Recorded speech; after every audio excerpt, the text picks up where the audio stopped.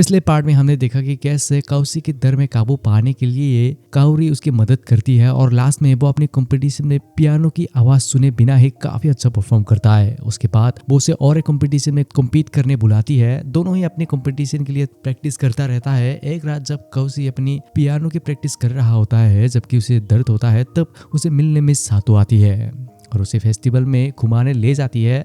वहां जाके वो दोनों उसकी माँ के बारे में बात करते हैं, जहाँ काउसी मिस सातो से पूछती है कि उसकी माँ उस पर गुस्सा होगी क्योंकि वो लास्ट टाइम उसे बहुत ही बुरी तरह से कहा था, है ना।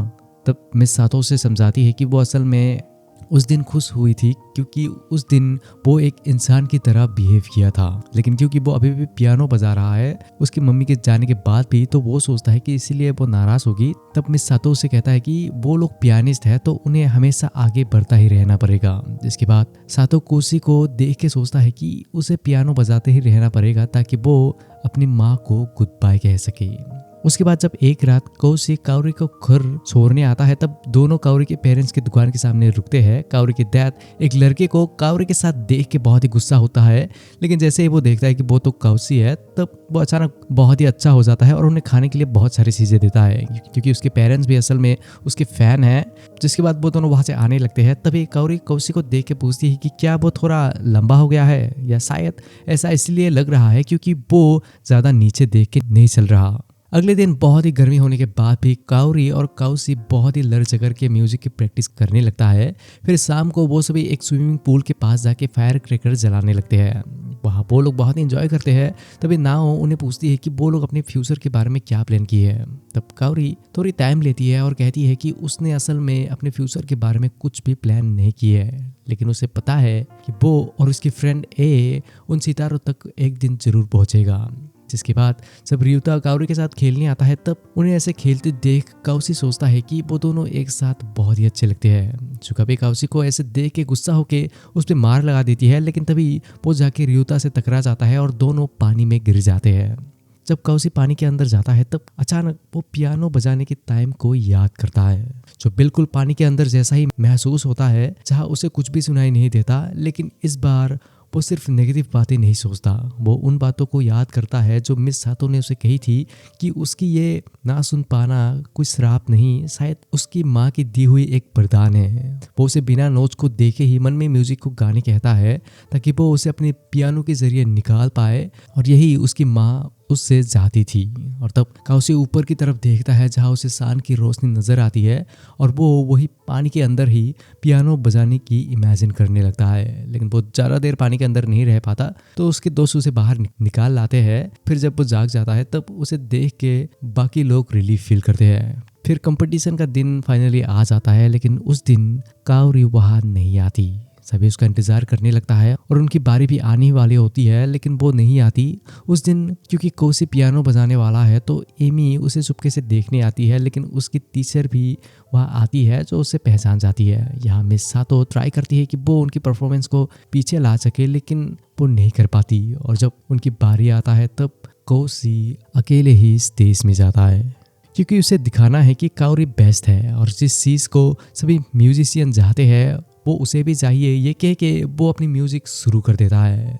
ये म्यूजिक जो वो आज बजाता है, इससे काउसी की मॉम उसके बचपन में बजाती थी, जो उसे याद है, और आज वो उसे और भी अच्छे से बजाना चाहता है। लोग उसकी फीलिंग समझ पाते हैं, लेकिन कुछ देर बाद वो पियानो की इसको ज़्यादा ही जोर से दबाने लगता है, जिसकी वजह से पियानो की आवाज़ अच्छे से नहीं आती। और वो ये रियलाइज़ करता है, तो तभी वो उन पलों को याद करता है जब उसकी मॉम इससे बजाती थी और वो नीचे सो के उसे सुनता था। ये गाना उसे दिखाई और सुनाई नहीं देता, तो क्या हुआ, ये गाना उसके अंदर ही है, तो वो अंदर फील करता है। तभी उसे ऊपर से रोशनी नज़र आता है और उसकी माँ की बात याद आता है कि कैसे वो उसे प्यार से पियानो कीज को दबाने कही थी। और तभी अचानक उसकी म्यूज़िक का भाई भी सेंस हो जाता है।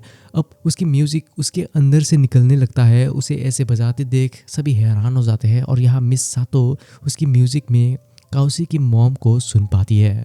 जहाँ वो काउसी के साथ सख्त ज़रूर थी, लेकिन वो उसकी मॉम थी और हर माँ की जैसे उससे वो बहुत ही प्यार करती थी और चाहती थी कि वो उसे बेस्ट पियानिस्ट बना सके, ताकि वो उसके जाने के बाद भी पियानो में आगे बढ़ सके। लेकिन क्योंकि उसके जाने से पहले वो उसे अच्छा पियानिस्ट नहीं बना पाई, इस बात से वो बहुत ही पछताई थी। लेकिन आज यह सातो देख पाती है कि उसकी माँ जो उसे बनानी चाहती थी, आज वो ठीक ऐसे ही बजा रहा होता है। यह काउसी महसूस कर पाता है कि हर बार जो वो अपनी माँ के भूत को देखता है, वो कोई बाहर नहीं, उसके अंदर ही है। उसकी माँ जिसने उसे पियानो बजाना सिखाया, काउरी जिसने उसे आगे बढ़ने में मदद किया, वो उन्हें थैंक यू कहता है। और फाइनली काउसी अपनी माँ को अपनी म्यूज़िक के ज़रिए गुड बाय कह पाता है। इसी के साथ वो अपनी म्यूज़िक ख़त्म कर देता है और इस बार भी लोग समझ नहीं पाते कि क्या हुआ और उन्हें पता ही नहीं होता कि उसकी परफॉर्मेंस ख़त्म हो गया है। थोड़ी देर बाद ही वो लोग रियलाइज़ करते हैं और उसके लिए ताली बजाने लगते हैं। जब वो वहाँ से बाहर निकल आता है तब वो दूर जाता है। जब मिस सातो उसके पास आती है तब वो उसे पूछता है कि उसने आज पूरी दिल से अपनी म्यूज़िक बजाई है, तो क्या उसकी मॉम तक ये पहुँचा होगा। ये कह के वो बहुत ही रोता है। तब सातो उसे गले लगा के कहती है कि हाँ, ये उस तक ज़रूर पहुँचा होगा। फिर जब वो दोनों बाहर हॉल में आते हैं तभी सुकाबे अचानक काउसी को देख के समझ नहीं पाती कि उसे क्या कहनी है, क्योंकि वो दिखने में बहुत ही खुश लग रहा है। फिर जब वो सभी वहाँ से जाने निकलते हैं तब काउसी उससे पूछता है कि वो इतनी चुप क्यों है, वो उसकी तारीफ कर सकता है। तब वो कहती है कि वो ऐसा लग रहा है कि वो बड़ा हो गया है। तब काउसी ये कह के स्माइल करता है कि वो अपनी म्यूजिक के बारे में पूछ रहा था। सुबह की काउसी की इस नए रूप को देख के समझ ही नहीं पाती कि उसे अभी कैसी फील करनी चाहिए। इन सब के बाद सभी नॉर्मल हो जाते हैं और काउसी स्कूल में पियानो बजाते रहता है, लेकिन तभी वो हो जाता है जिसका हमें डर था। काउरी फिर से बेहोश हो जाती है। ये सुनते ही सभी उसे हॉस्पिटल में देखने जाते हैं। काउसी बहुत ही परेशान हो जाता है, लेकिन उसकी ये परेशानी बहुत ही जल्द निकल जाती है जब वो सब एक काउरी से मिलते हैं। वो कहती है कि ऐसी कोई सीरियस बात नहीं है और उनके साथ बहुत ही चिल्लो के बात करती है। थोड़ी देर ऐसे ही बातें करने के बाद वो सभी चले जाते हैं, लेकिन उसके जाने के बाद काउरी से नर्स मिलने आती है, जहाँ वो बहुत सारे चीज़ें लेके आती है, क्योंकि शायद काउरी उन्हें झूठ बोल रही है, उसे कोई सीरियस बीमारी है। यहाँ स्कूल में सुबह की अभी भी अपनी फीलिंग्स में कंफ्यूज होती है। जब उसकी दोस्त नाओ काउसी के बारे में पूछती है तब वो अचानक बहुत ही अजीब हो जाती है, लेकिन वो अभी भी वही बात कहती है कि वो बस उसका भाई जैसा है, लेकिन शायद उसके अंदर कुछ और ही होती है। क्योंकि जब वो साइता के साथ फेस्टिवल में जाता है तब उसके अंदर काउसी का ही ख्याल होती है। उसके बाद रात को यहाँ काउसी काउरी से मिलने आता है और आज भी काउरी उसे काफ़ी चिल्लो के बात करती है, लेकिन काउसी आज थोड़ा सीरियस होता है और वो उसे अपने परफॉर्मेंस के बारे में बताता है कि कैसे वो उस टाइम उसके अंदर वो उसकी माँ के बारे में सोच रहा था, जिसने उसे उसकी नोट्स को बजाने में मदद की। ये सुन के काउरी रो पड़ती है और कहती है कि काश वो उसके साथ बजा पाती। तब काउसी इमोशनल होके उसे वापस उसके साथ प्ले करने कहता है और स्कूल में उसके साथ वापस आने कहता है और उसे कहने देता है कि वो ठीक हो जाएगी और उसे उसकी माँ के जैसे अकेले छोड़ के नहीं जाएगी।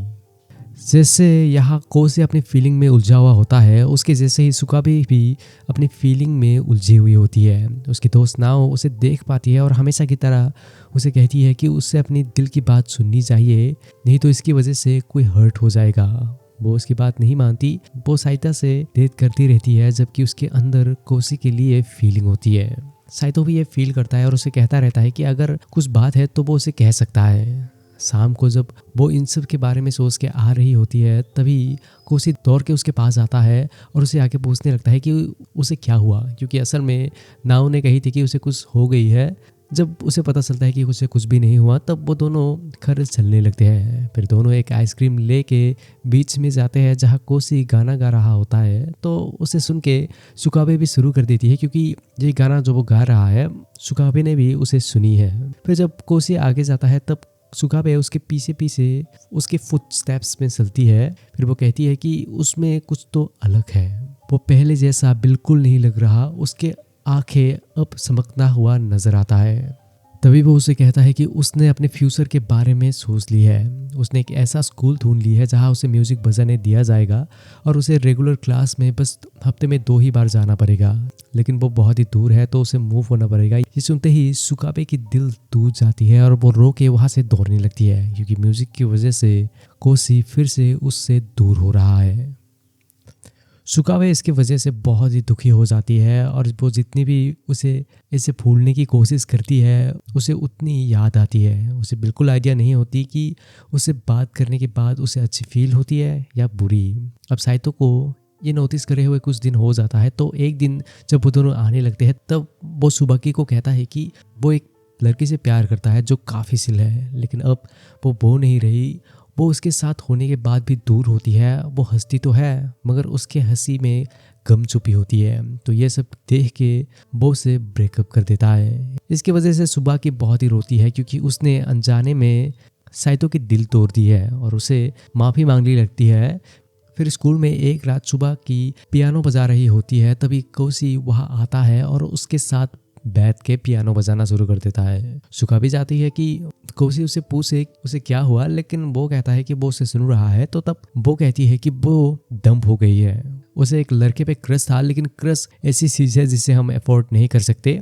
उसकी क्रश ने उसे कहा था कि वो उसे लाइक करता है, तो वो उसके साथ चली गई थी और अब वो ख़त्म हो गया है। ये कह के वो फिर से रोने लगती है कि उसने उसकी दिल तोड़ दी है। इसके बाद वो रियलाइज़ करती है कि कैसे उसकी दोस्त रियुता, कोसी और बाकी लोग आगे बढ़ रहे हैं, लेकिन वो अकेली है जो एक ही जगह में रह गई है। जिसके बाद वो कोसी को कहती है कि अगर वो जाना चाहता है तो वो जा सकता है। तब कोसी उसे कहता है कि ठीक है, वो यही उसके साथ रहेगा। इससे वो और भी इमोशनल हो जाती है। इसी दौरान यहाँ एमी अपनी पियानो में और भी प्रोग्रेस करने लगती है। फिर एक दिन जब कोसी काओरी से हॉस्पिटल में मिलने जाता है, तब वो रास्ते में ही देखता है कि उसे बहुत सारे बुरी किस्मत वाली चीज़ें मिलते हैं, लेकिन लास्ट में उसके ऊपर एक छोटी बच्ची गिर पड़ती है जो ये सब उसके साथ कर रही थी। जब वो लोग उसे सातों के घर ले जाते हैं तब वो पूछती है कि वो कहाँ है। फिर वो अपने सामने सातों को देखते ही पहचान जाती है और उसे पियानो सिखाने के बारे में पूछती है। सातों पहले मना करती है, लेकिन वो रिक्वेस्ट करती रहती है। तो वो कहती है ठीक है, लेकिन इससे पहले उसे पियानो बजा के सुनानी पड़ेगी। तो वो पियानो में बैठ जाती है और वो वही सॉन्ग बजानी शुरू करती है जिसे कोसी लास्ट टाइम बजाया था। वो भी पियानो में काफ़ी अच्छी होती है, तो सातों मान जाती है, लेकिन फिर वो उसकी जिम्मेदारी कोसी के ऊपर दे देती है। फिर अगले दिन वो फिर से हिम्मत करके काओरी से मिलने जाता है। इस बार वो हॉस्पिटल के अंदर जा पाता है, लेकिन उसके दरवाजे में पहुंचते ही वो सुनता है कि अंदर रियुता आया है और वो दोनों बहुत ही मज़े से बात कर रहे हैं। तो वो उन दोनों को डिस्टर्ब नहीं करता और वापस आ जाता है। लेकिन रास्ते में ही जब वो एक बिल्ली को खाना दे रहा होता है, तभी काओरी उसे कॉल करती है और उस पर चिल्लाती है और उससे मिलने आने कहती है। और आते टाइम वो उसके दुकान से स्वीट्स भी लाने कहती है, तो वो मान जाता है। जिसके बाद एक रात जब हॉस्पिटल में काओरी ऐसे ही चल रही होती है, तभी वो अचानक गिर जाती है। जब वो वापस खड़ी होने की कोशिश करती है तब वो वापस खड़ी नहीं हो पाती। सुबह की यहाँ अपनी पढ़ाई में बहुत ही मेहनत कर रही होती है ताकि वो उस स्कूल में जा पाए जो काउसी के स्कूल के पास है, क्योंकि वो नहीं चाहती कि वो उससे दूर रहे। जब भी वो उसके बारे में सोचती है तब वो और भी नर्वस हो जाती है, लेकिन वो उसे ऐसे नहीं दिखा सकती, तो इसलिए वो नॉर्मल ही रहने की ट्राई करती है। लेकिन यहाँ कोसी किसी और ही परेशानी में होता है, क्योंकि असल में उसे पता चल जाता है कि काओरी के साथ क्या हुआ है। वो अपने पियानो की लेसन में फोकस ही नहीं कर पाता। जब रियुता और सुकाबे उसे काओरी से मिलने जाने बुलाता है तब वो मना कर देता है, क्योंकि वो उसे मिलने जाने की हिम्मत ही नहीं जुटा पाता। एक दिन जब रियुता उसे फिर से काओरी से मिलने जाने पूछता है तब वो उसे बिना कुछ कहे जाने लगता है। तो उसे देख के रियुता पूछता है कि वो उसे ऐसा क्यों दिखा रहा है। फिर जब वो काओरी के बारे में कहता है तब वो टूट जाता है और रोने लगता है और रोके उसे पूछता है कि उसे क्या करना चाहिए, क्योंकि उसे देखने पे वो उसकी माँ को याद करता है। तो उसे देख के रियुता उसे कहता है कि लगता है उसे काओरी से मिलने जाना चाहिए, चाहे जितना भी मुश्किल हो। अगर उसे उसकी ज़रूरत होती तो वो उसके लिए कुछ भी करती, लेकिन उसे अभी उसकी ज़रूरत है तो उसे जाना चाहिए। और क्योंकि उसे नहीं पता कि वो उसके पास जाके क्या कहेगा, तो रियुता उसे जो मन में आए वो कहने देता है, क्योंकि वो क्या जवाब देगी ये उसके ऊपर डिपेंड करती है। उसकी बात मान के वो उसे मिलने चला जाता है, जहाँ वो उसे अच्छे से बात नहीं कर पाता। तो काओरी उसे गुस्सा हो जाती है। फिर काओरी उसे उसकी पुरानी लाइफ में वापस जाने कहती है, क्योंकि वो फाइलन जैसी है जो उसकी लाइफ में आई और चली जाएगी। लेकिन काओरी को क्या पता कि उसने कितनी अहम भूमिका निभाई है उसके जीवन में। तो वो गुस्सा होकर उसके लिए लाने वाली सारी स्वीट्स को ही खा जाता है और वहाँ से गुस्सा होकर निकल जाता है। लेकिन जब कोसे वहाँ से आने लगता है तब वो अपने मन में सोचता है कि वो उसके लिए क्या कर सकता है। फिर अगले दिन वो आके नागी से उसके साथ उसकी स्कूल फेस्टिवल में परफॉर्म करने के बारे में पूछता है। नागी उसके लिए मान जाती है, लेकिन ये नागी के लिए बहुत ही मुश्किल होने वाली है क्योंकि अकेले बजाना अलग बात है, यहाँ उसे कौशिक का सामना करनी पड़ेगी। कुछ दिन वो ठीक से प्रैक्टिस करती है, लेकिन फिर जब परफॉर्मेंस का दिन पास आने लगता है तब उसे प्रेशर महसूस होती है और धीरे धीरे से वो उस पर हावी होने लगती है। लेकिन वो लकी होती है क्योंकि उसके पास मिस सातो होती है जो उसे समझाती है कि ये सभी म्यूजिशियन के साथ होती ही है, उसे डरने की कोई बात नहीं, हर कोई परफॉर्मेंस से पहले ऐसा ही फील करते हैं। कौशी, उसका भाई, यहाँ तक कि वो भी, उसे इन सब के बजाय अपने परफॉर्मेंस में फोकस करनी चाहिए कि वो लोगों को अपनी म्यूजिक कैसे सुनाएंगी।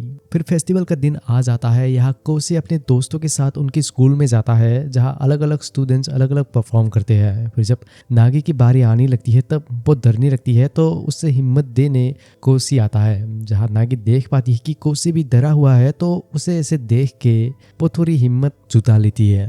फिर उनकी बारी आता है तो वो दोनों स्टेज में चले जाते हैं।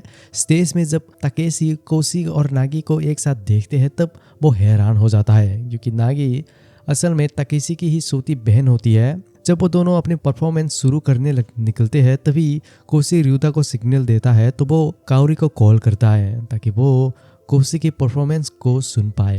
दोनों अपनी म्यूजिक शुरू कर देते हैं। उन्हें देख के ताकेशी और नागी के बाकी दोस्त हैरान हो जाते हैं कि वो कितनी अच्छी हो गई है। दोनों की फ्लो एकदम सही होती है, लेकिन तभी अचानक कौशी अपने फ्लो चेंज कर देता है। वो और भी एग्रेसिव हो जाता है। नागी परेशान हो जाती है कि उसे ये क्या हुआ। वो उसे आगे जाने लगता है, लेकिन यहाँ ऑडियंस में बैठी सातो को ये यकीन है कि नागी ये कर सकती है और वो करती भी है। वो भी अपनी पूरी जान लगा देती है और कौशी के साथ बराबरी से बजानी शुरू कर देती है। उन दोनों की इस परफॉर्मेंस से लोगों का होश उड़ जाता है। कौशी के अंदर यह काओरी होती है जिसके लिए वो अपनी पियानो बजा रहा है। काओरी जो उसकी म्यूजिक कॉल में सुन रही होती है वो भी अपने बेड से खड़ी होके उनके साथ वायलिन बजाने की एक्टिंग करने लगती है।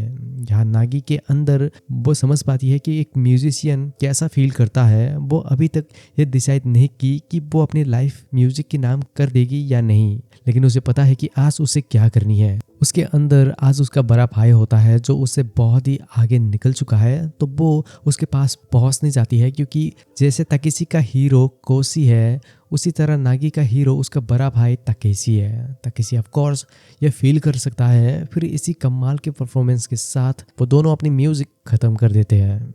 परफॉर्मेंस खत्म होने के बाद नागी बहुत ही खुश होती है और अपनी दोनों टीचर को थैंक यू कहती है, लेकिन यहाँ ताकेशी बहुत ही गुस्से में होती है कि उसकी बहन के साथ कौशी ने क्यों बजाया। वो बहुत ही गुस्सा होकर कौशी को नेक्स्ट कंपटीशन में चैलेंज करके निकल जाता है। फिर एक दिन जब काओरी हॉस्पिटल के ऊपर छत में बच्चों के साथ गाना गा रही होती है तभी कौशी उससे मिलने आता है। चाहते ही वो दोनों एक दूसरे से फाइट करने लगते हैं। फिर वो उसके प्ले के बारे में पूछती है कि उसने उसे ही सोच के पियानो बजाया था, है ना? तब वो जवाब देता है हाँ। वो जब भी उसके साथ होता है वो फील करता है कि वो उससे 5 कदम आगे है।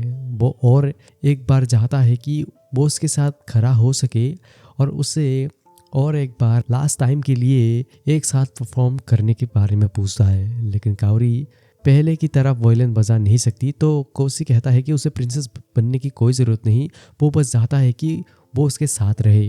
वो उसे फिर से रिक्वेस्ट करता है तो वो उसकी बात सुन के रोने लगती है क्योंकि वो चाहती तो है बजाने, लेकिन वो ये नहीं कर सकती। उसे रोते हुए देख बच्चे कौशी पर ही गुस्सा होकर उसे मारने लगते हैं, तो काओरी उन्हें देख के फिर से स्माइल करने लगती है।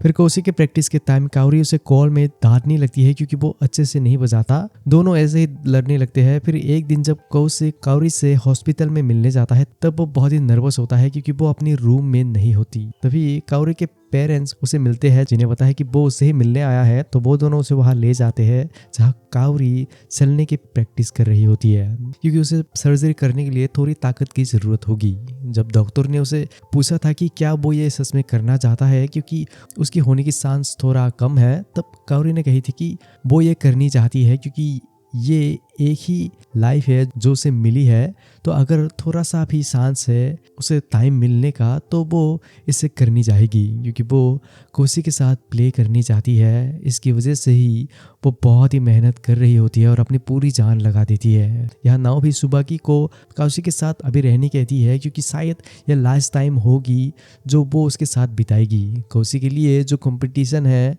वो उसका फाइनल एग्जाम जैसा है, तो उसे अच्छे से परफॉर्म करना पड़ेगा जहाँ वो उसकी मदद कर सकती है। तो उसके बाद मान के सुबह की रात को कौशी के घर उसे कुछ खाने के लिए देने जाती है, तब वो देखती है कि कौशी बेहोश होकर पड़ा हुआ है। फिर जब वो ठीक हो जाता है तब सुकाबे देखती है कि उसके बाल लंबे हो गए हैं, तो वो डिसाइड करती है कि वो उसके बाल काटेगी। कौशी कहता है कि वो शॉप में जाके काटेगा, तो वो गुस्सा हो जाती है और उसके बाल काटनी शुरू कर देती है।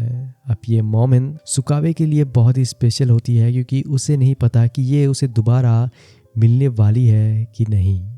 कौशी की कंपटीशन का दिन आ जाता है, जहाँ उसे एमी गुस्से से मिलने आती है। तब बंदा उसे कुछ खाने के लिए दे के भुला देता है। फिर वहाँ तकेशी भी बुरी हालत में आता है, तो कौशी उसे भी खाने के लिए कुछ दे के भुला देता है। इससे तीनों काफ़ी अच्छे दोस्त बन जाते हैं, जबकि वो तीनों राइवल्स है।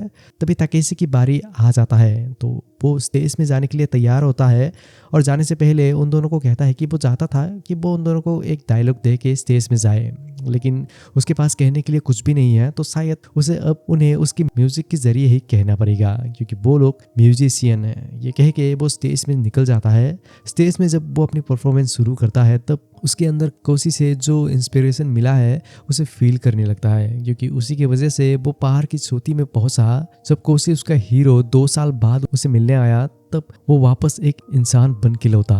तो वो अपनी सारी फीलिंग, गुस्सा, इंस्पिरेशन अपनी म्यूजिक के जरिए निकाल देता है। वो अपनी म्यूजिक काफ़ी अच्छे से बजाता है, लोग उसकी म्यूजिक सुन के दंग रह जाते हैं। जब वो अपनी पहली म्यूजिक ख़त्म करता है, तब लोग उसकी म्यूजिक सुन के बहुत ही शेयर करते हैं। जब वो स्टेज से बाहर आता है, तब वो बहुत ही नर्वस होता है हमेशा की तरह, लेकिन इस बार उसे सपोर्ट करने के लिए एमी और कौशी होती है। और यहाँ तकेशी अपने अंदर कौशी को थैंक यू कहता है, क्योंकि यहाँ तक वो कौशी की वजह से ही पहुँचा है। इन सब के बाद कौशी एक दिन जब काउरी से मिलने जाता है, तभी उसे रियुता मिलता है। उसे देखते ही वो वापस जाने निकलता है, लेकिन वो उसे अपने साथ ले आता है। वहाँ जाके वही होता है जो कौशी ने सोचा था। वो उन दोनों के बीच बस तीसरा पहिया बन के रह जाता है। वो अपने आप को अकेला फील करता है, लेकिन वो अकेला नहीं होता। उसके साथ सुकाबी होती है, जो उसके बचपन से ही उसके साथ थी।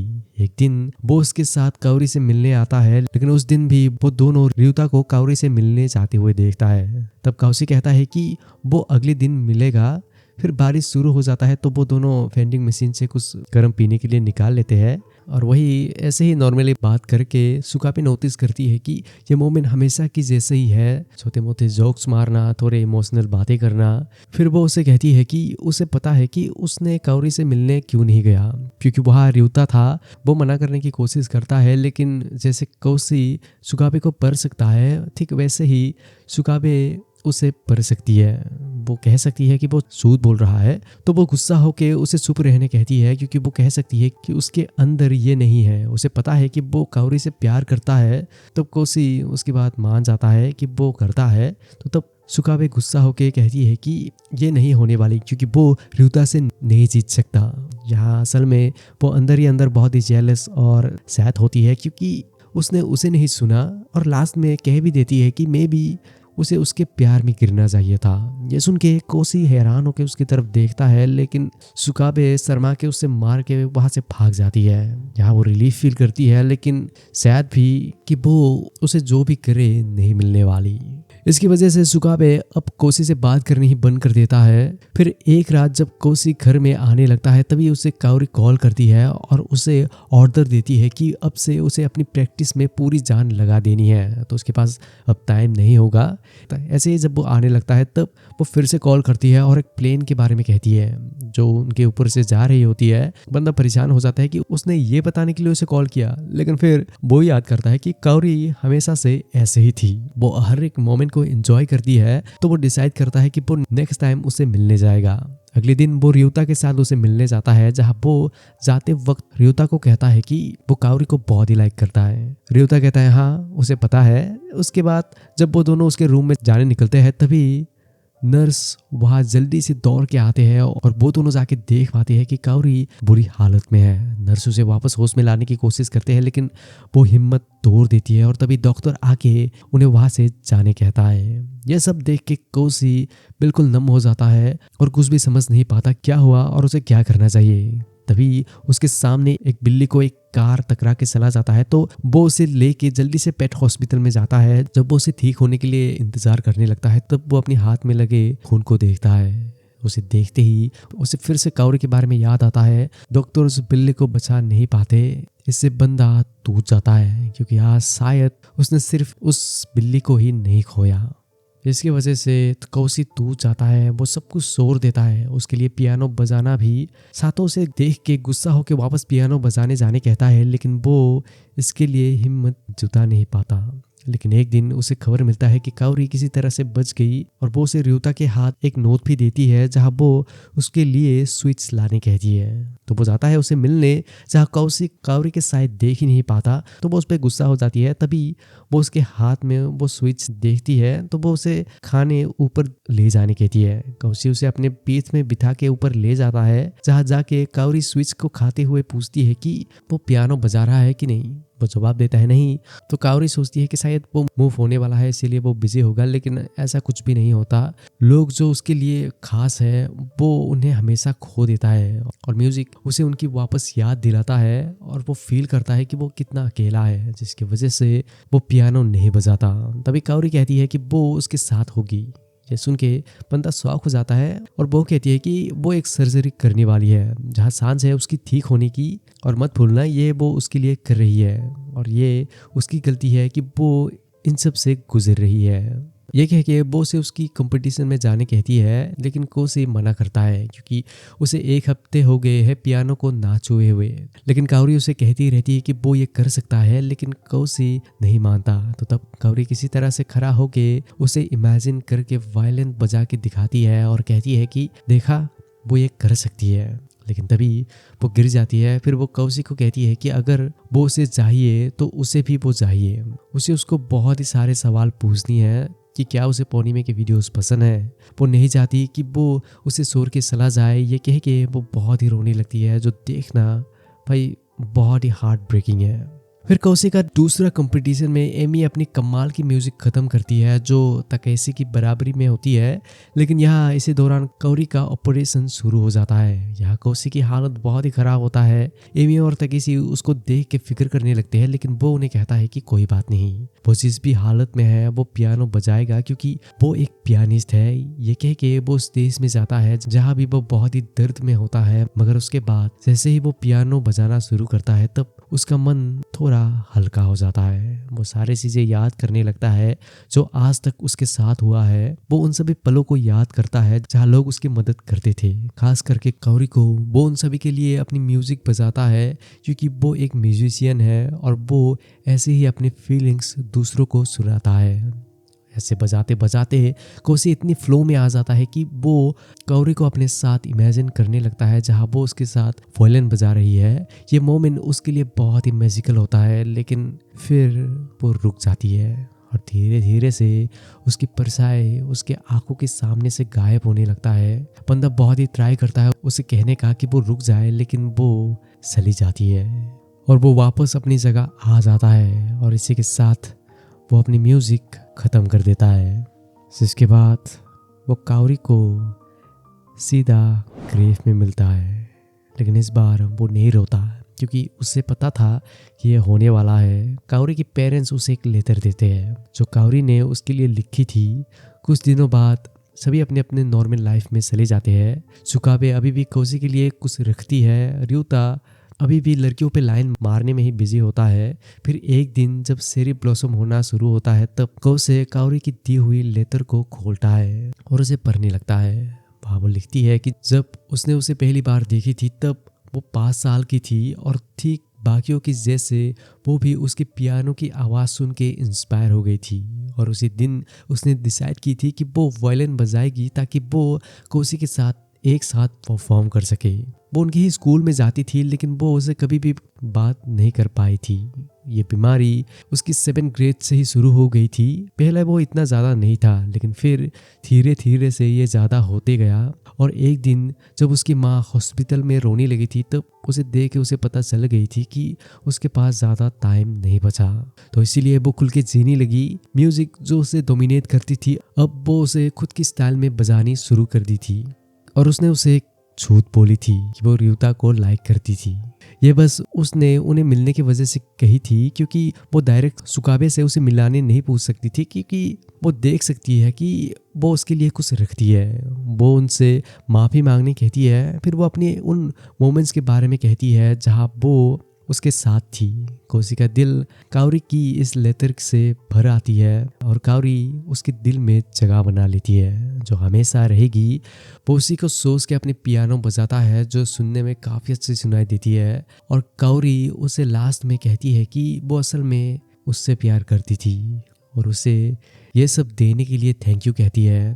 फिर एक दिन सुकाबे काउसी से मिलने आती है और उसे लात मार के थोड़ा शर्मा के कहती है कि वो उसके साथ हमेशा रहने वाली है, वो उसे कभी भी नहीं छोड़ने वाली। तो तब काउसी ये सुन के उसे देख के स्माइल करता है। और फिर वो लोग साल की उस सीजन में आ जाते हैं जहाँ काउसी काउरी से पहली बार मिला था, लेकिन इस बार बस उसके यादें ही उनके साथ होता है। तो इसी के साथ ये वीडियो यहीं पे ख़त्म।